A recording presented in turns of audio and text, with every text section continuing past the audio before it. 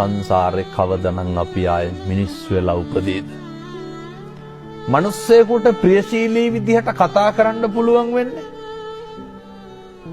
මිනිස්සු වෙලා ඉපදුනොත් විතරයි. අඬ දබර වෙන්න කෑකෝ ගහන්න ඒවට ඕන තරම් ආත්ම තියෙනවා. දැන් බල්ලෙක් තව බල්ලෙක් දැක්කහම මොකද කරන්නේ? අපි වගේ කොහෙද යන්නේ කියලා අහනවද? බුරාගෙන පනිනවා. හපන්ඩොට්ටු වෙනවා.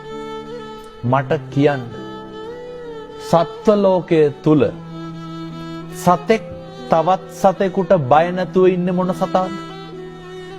හැම සතෙක්ම ඉන්නේ තවත් සතෙකුට බයෙන්. හැම සතෙක්ම ඉන්නේ තවත් සතෙකුගේ ග්‍රහණයට ලක් වෙයි කියලා නේ. පැහැදිලිද මම මේ කියන එක මනුෂ්‍ය ආත්ම භාවයේ තියෙන වටිනාකම? මේක තේරුම් නොගන්න තාක්කල් බනහන එකේ අර්ථයක් නැහැ. කෙනෙකුට දෙන්න පුළුවන් දෙයකට තියෙන්නේ වතුර වීදුරුවක් නම් ඒක බොහොම ගෞරවයෙන් දෙන්න. ඒක බොහොම ඕනෑකමින් දෙන්න. මෙහෙම දේශනා කරන්නට හේතුව තමයි පින්නතුනේ අපිට සංසාරේ කවදානම් ආයේ මිනිස්සෙකුට මම මේ වතුර වීදුරුවක් කීවේ මේක බොහොම සරල දෙයක් රුපියල් 50ක්වත් යන්නේ නැහැ. කවදානම් ආයේ කෙනෙකුට වතුර ටිකක් දෙන්න.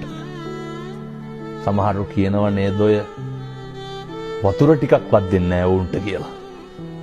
කොහොමද මිනිස්සු එහෙම කියන්නේ? ඒ වැරදි අඩුපාඩු වෙන එක ඒ මිනිස්සුන්ගේ වැඩක්. හැබැයි සත්පුරුෂෝ විදිහට හැසිරෙන එක කාගේ වැඩක්ද? ඒක අපේ වැඩක්.